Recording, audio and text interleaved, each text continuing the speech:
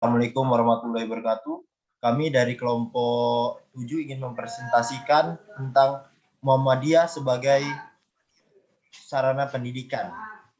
Pertama, saya dari kelompok 7, Prastio, dan kedua ada Muhammad Misbahul Anwar. Pertama-tama yaitu Muhammadiyah didirikan pada tanggal 18 November 1912 di Yogyakarta oleh Kiai Haji Ahmad Dahlan.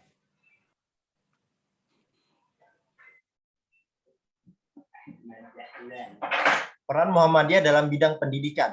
Kiai Haji Ahmad Dahlan begitu peduli dengan nasib anak-anak di sekitar kauman yang tidak pernah mengenyam pendidikan.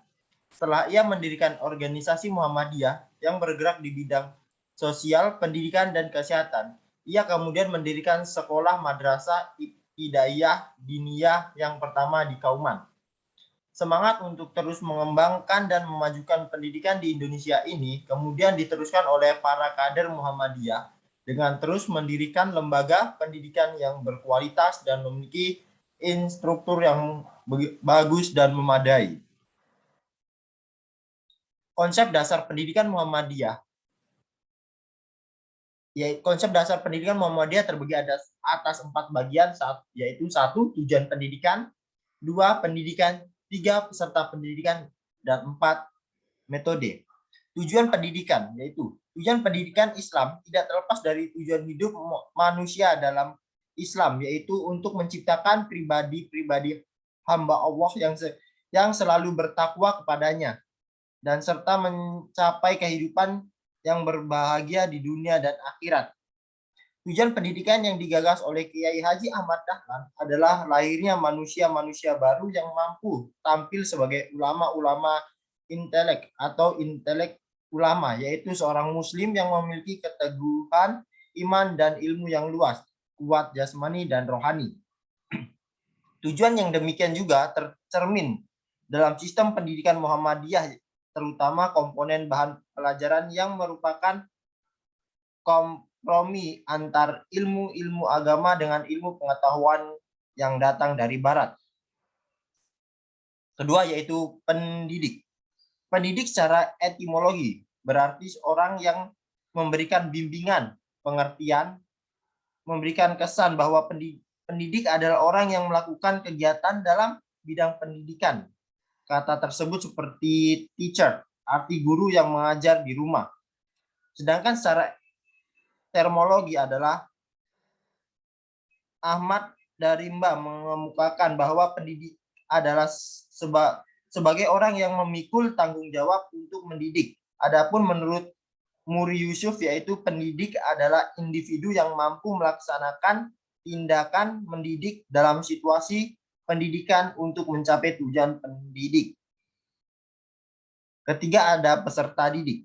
Peserta didik atau disebut juga sebagai mutarabbi. Hakikatnya adalah orang yang memerlukan bimbingan. Secara kodrati, seorang anak memerlukan pendidikan dan bimbingan dari orang dewasa. Paling tidak karena ada 2 aspek, yaitu aspek pedagogis dan sosiologis.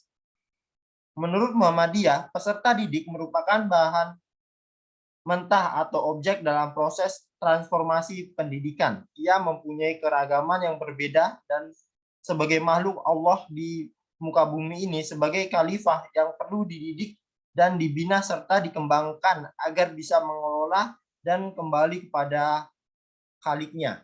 Ketiga yaitu ada keempat ada metode.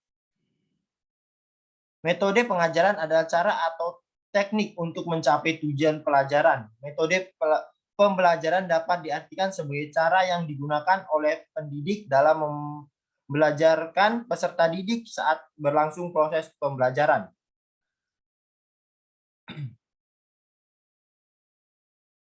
Tujuan pendidikan, 1 yaitu menegakkan, berarti membuat agar tidak tergoyah. Itu dengan memegang teguh, mempertahankan, membela serta memperjuangkan ajaran Islam. Menjunjung tinggi berarti membawa di atas segala-segalanya segenap isi ajaran agama yang dibawa oleh para rasul tersebut sesudah tercakup dalam syariat Islam yang dibawa oleh Nabi Muhammad SAW berupa Al-Quran dan hadis-hadisnya.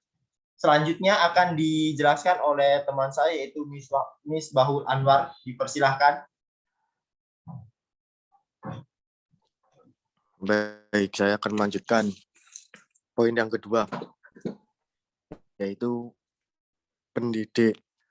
Pendidik menurut Muhammadiyah yaitu pendidik atau guru adalah setiap orang yang merasa bertanggung jawab atas perkembangan anak didik dan mempunyai tanggung jawab menunaikan amanat vertikal Allah dan horizontal kemanusiaan.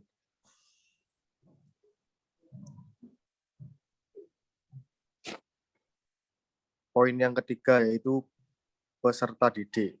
Peserta didik atau disebut juga murabi hakikatnya adalah orang yang memerlukan bimbingan. Secara kodrat, seorang anak memerlukan pendidikan dan bimbingan dari orang dewasa. Paling tidak karena ada dua aspek, yaitu aspek pedagogis dan sosiologis. Poin yang keempat yaitu metode. Yang pertama, metode mengajar adalah cara atau teknik untuk mencapai tujuan pelajaran. Kedua, dalam sistem pendidikan Islam tradisional dikenal metode sorogan dan weton. Maka di lembaga pendidikan klasikal seperti yang dipraktekkan oleh Muhammadiyah, metode pengajaran yang demikian tidak diterapkan lagi. Poin yang ketiga, metode yang digunakan Muhammadiyah yaitu metode ramah, diskusi, tanya jawab, pemberian tugas, metode kerja kelompok, demonstrasi, latihan sosiodrama, metode karya wisata atau belajar di alam.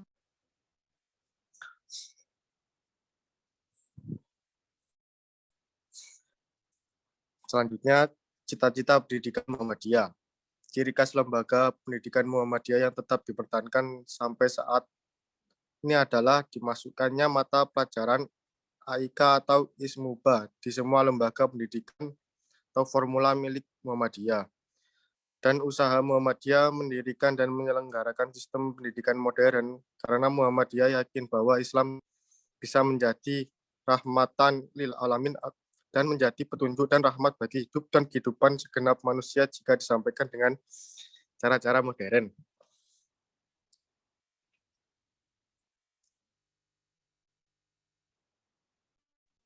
Terima kasih. Demikian presentasi dari kelompok kami. Saya akhiri. Assalamualaikum warahmatullahi wabarakatuh.